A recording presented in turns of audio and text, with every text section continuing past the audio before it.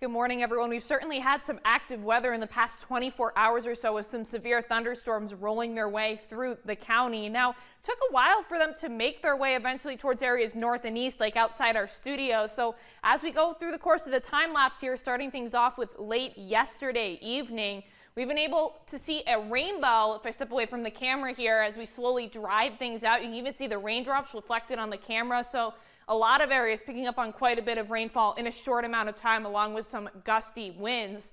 But the other story this morning has been those patchy areas of dense fog that we have been waking up to, and that's because of the presence of moisture in the atmosphere. And because of that, National Weather Service placing the entire county in that dense fog advisory through 8 o'clock this morning. You want to make sure you give yourself plenty of extra time on the roadways as visibility has been reduced throughout the region. So looking at where we stand right now, we're slowly making improvements. We're looking outside our studios here. We're at 3 miles visibility, 3 miles down towards our south in areas like Holton, but now up towards areas to the north. Caribou still sitting at a 1/4 mile visibility. Van Buren down to 0. Frenchville also down to 0, and some places in western New Brunswick as well. So I am expecting this fog to burn off through the course of the next couple of hours or so, but it is going to be slow to happen.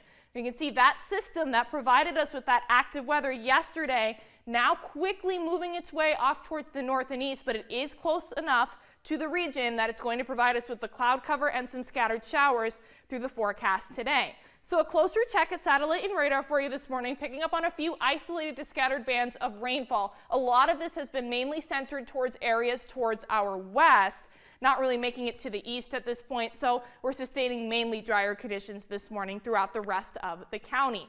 So temperatures this morning off to a bit more of a cooler start. A lot of areas closer to the mid to even upper 50s. So looking outside our studios, we're back up to that 3 mile visibility marker. In the past hour or so, we weren't able to see past these hills here, and we're slowly making improvements this morning because of the sun coming up, but we're close to the lower 60s in areas towards our south. We're continuing on with that below average high trend by this afternoon. A lot of areas peaking closer to the upper 60s and lower 70s. We're stuck in that cloud cover with the possibility for some showers developing. So going through Futurecast, taking you hour by hour, starting things off with right around now with that cloud cover.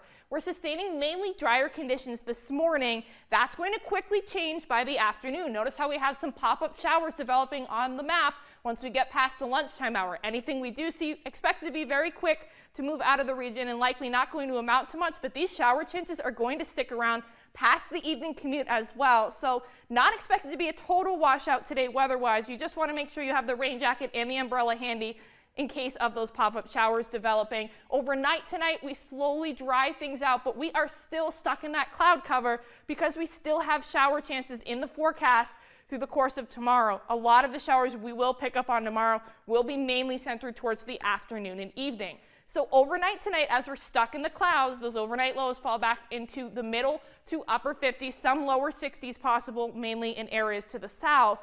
But by tomorrow, highs expected to be slightly cooler. A lot of areas only expected to reach the lower 70s by the afternoon with those showers in the forecast. Once again, not expected to be a total washout weather-wise, and those rainfall totals not likely going to amount to much. If we look at our expected rainfall totals between now and tomorrow, at best, a lot of the area is going to be seeing around 1/10 of an inch of rainfall, with the exception of some areas that pick up on more of those isolated to scattered showers into the region. That's the best chance that those totals are reaching closer to that 1/4 inch marker, but overall, very minimal rainfall accumulations expected between now and tomorrow. So we're stuck in the cloud cover this morning. Shower chances pop up on the map by the time we get towards the afternoon and into the evening. That places our highs eventually closer to the lower 70s. Now, overnight tonight, showers expected to briefly taper off. We're still going to be waking up likely to some areas of patchy fog, putting our overnight lows into the upper 50s and lower 60s. And by tomorrow, morning hours look to sustain cloudier. We're going to be picking up on some showers by the afternoon and evening, with our highs slightly cooler into the lower 70s. So the 8-day stretch is going to continue to remain unsettled. Not every day throughout the work week expected to be a total washout. In fact, I do think there'll be some areas of sun possible, mainly by the end of the work week, but that also brings up the possibility for some showers and storms developing. Now, as we slowly dry things out by the end of the 8-day stretch, we're eventually slowly going to increase those highs closer to the average high mark.